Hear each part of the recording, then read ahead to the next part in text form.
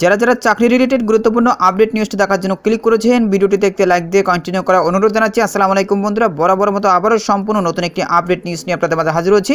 প্রিয় বন্ধুরা, অবশেষে দেখতেই পাচ্ছেন ইএফটিতে তথ্য সংশোধন না হলে এপ্রিল থেকে বেতন বন্ধ নির্দেশনা দিয়েছে মাউসি। তো আজকের ভিডিওটি খুবই গুরুত্বপূর্ণ। আজকের এই ভিডিওটির মাধ্যমে এই গুরুত্বপূর্ণ প্রতিবেদনটির বিস্তারিত দেখে নেওয়ার চেষ্টা করবে। তাহলে চলুন মূল ভিডিওটি শুরু করা যাক। প্রিয় বন্ধুরা, মূল ভিডিওটি শুরু করার আগে বরাবরের মতো ছোট্ট একটি রিকোয়েস্ট থাকবে, আপনি যদি আমাদের এই পরিবারের নতুন দর্শক হয়ে থাকেন, এরকম নতুন নতুন চাকরি রিলেটেড আপডেট নিউজ সবার আগে পেতে আমাদের এই চ্যানেলটি সাবস্ক্রাইব করে রাখুন। প্রতিবেদনে বলা হচ্ছে, মাধ্যমিক ও উচ্চশিক্ষা অধিদপ্তরের অধীন শিক্ষা প্রতিষ্ঠানের এমপিওভুক্ত শিক্ষক কর্মচারীদের এমপিওর অর্থ ইএফটিতে পেতে হলে ভুল তথ্য সংশোধন করতে হবে আর পুরো প্রক্রিয়াটি শেষ করতে হবে আগামী 7 এপ্রিলের মধ্যে।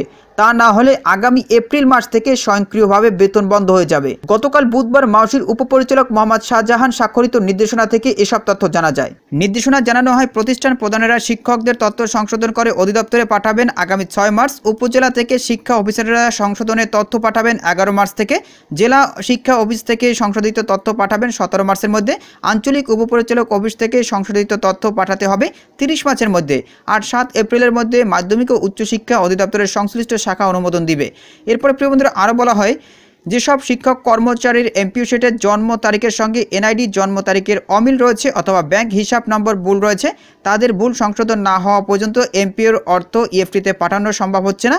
দ্বিতীয়, তৃতীয়, চতুর্থ এবং পঞ্চম ধাপে যেসব শিক্ষক কর্মচারীর ডিসেম্বরের এমপিও ইএফটিতে পাঠানো হয়েছে এবং তথ্যের ভুলের কারণে যাদের এমপিও পাঠানো সম্ভব হয়নি, তাদের অনলাইন এমপিও সিস্টেমে যথাযথ প্রক্রিয়ায় আবেদন করে তথ্য সংশোধন করার জন্য নির্দেশক্রমে অনুরোধ করা হলো। অন্যথায় ভুল তথ্যের কারণে আগামী এপ্রিল মাস থেকে তাদের এমপিওর অর্থ পাঠানো স্বয়ংক্রিয়ভাবে বন্ধ হয়ে যাবে।